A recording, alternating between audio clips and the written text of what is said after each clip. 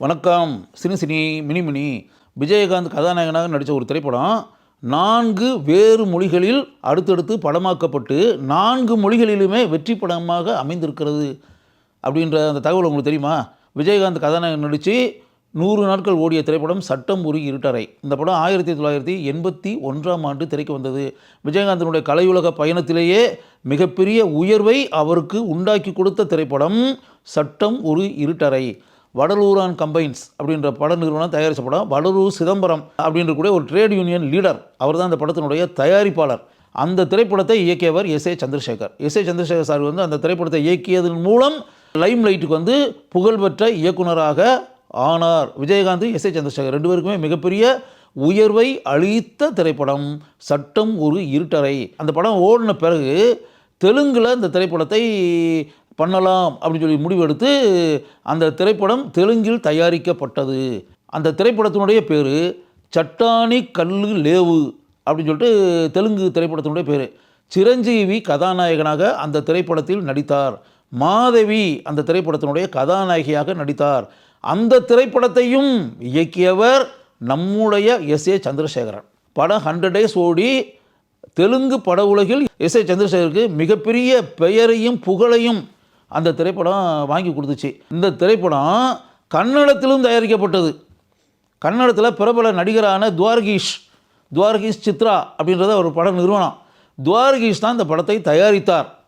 அந்த கன்னட ஆக்கத்தையும் டைரக்ட் பண்ணது S A Chandrasekhar தான். யோசிச்சு பாருங்கள். சங்கர் நாக் அப்படின்னு சொல்லி கன்னடத்தில் பிரபலமாக இருந்த நட்சத்திரம், அவர் தான் இந்த படத்தினுடைய கதாநாயகன். ஆரத்தி அப்படின்னு சொல்லிட்டு கன்னடத்தில் இப்போ நம்பர் 1 கதாநாயகி, அவங்க தான் இந்த திரைப்படத்தினுடைய கதாநாயகி. நியாயா எல்லிடே அப்படின்னு அந்த படத்தினுடைய பேர். அங்கேயும் அந்த படம் 100 நாளைக்கு மேலே ஓடி மிகப்பெரிய சாதனையை புரிந்தது. அப்போ தமிழில் 100 days, தெலுங்கில் 100 நாட்களை தாண்டி, கன்னடத்தில் 100 நாட்களை தாண்டி இந்த 3 ஆக்கங்களையும் இயக்கியவர் எஸ் ஏ சந்திரசேகரன். அதுக்கு பிறகு இந்த படத்தை மலையாளத்திலும் தயாரித்தார்கள். மலையாளத்தில் மாற்றுவின் சட்டங்களே அப்படின்னு அந்த படத்தினுடைய பேர். அந்த படத்தை இயக்கியவர் மலையாள பட உலகில் அப்போது இயக்குனராக இருந்த ராஜசேகரன். அவர் டைரக்ட் பண்ணி அந்த படம் அங்கும் வெற்றி படமாக அமைந்தது. அதுக்கு பிறகு ஆச்சரியமான ஒரு விஷயம், இந்த படம் இந்தியிலும் தயாரிக்கப்பட்டது. அந்தா கானூன் அப்படின்னு இந்தியில் பேர்.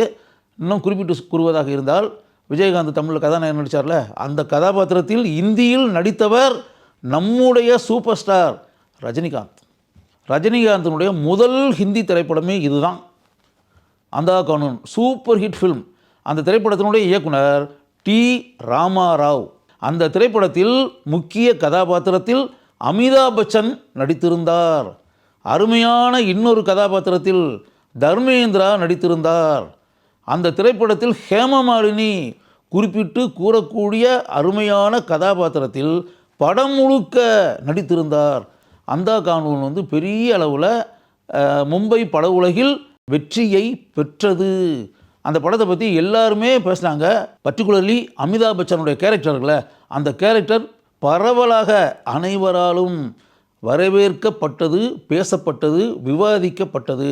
ரஜினிகாந்த் முதல் முறையாக ஹிந்தியில் நடித்திருந்தாலும் எந்த அளவிற்கு ஆக்ரோஷமாக படம் முழுக்க அவர் நடித்திருக்கிறார் அப்படின்றத பார்த்து இந்தி பட உலகமே ஆச்சரியத்துடன் ரஜினிகாந்தை பார்த்தது.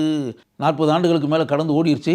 இத்தனை ஆண்டுகளுக்கு பிறகு விஜயகாந்த் கதாநாயகனாக நடித்த ஒரு திரைப்படம் தமிழுக்கு பின்னால் 4 மொழிகளில் தயாரிக்கப்பட்டிருக்கிறது அப்படின்றது ஒன்று. அதை தாண்டி தெலுங்கு, கன்னட ஆக்கங்களை இயக்கியவர் எஸ் ஏ சந்திரசேகரன் அப்படின்றது. அந்த திரைப்படம் 2 மொழிகளிலும் மகத்தான வெற்றியை பெற்றது அப்படின்ற ஒன்று. இதை தாண்டி மலையாளத்திலும் இந்தியிலும் கூட இந்த திரைப்படம் எடுக்கப்பட்டது. இந்தியில் ரஜினிகாந்துக்கு சிவப்பு கம்பள வரவேற்பை உண்டாக்கி கொடுத்த திரைப்படம் அந்தா கானூன் அப்படின்றதையும் இன்றைக்கி இருக்கக்கூடிய நீங்கள் தெரிந்து கொள்ளுங்கள்.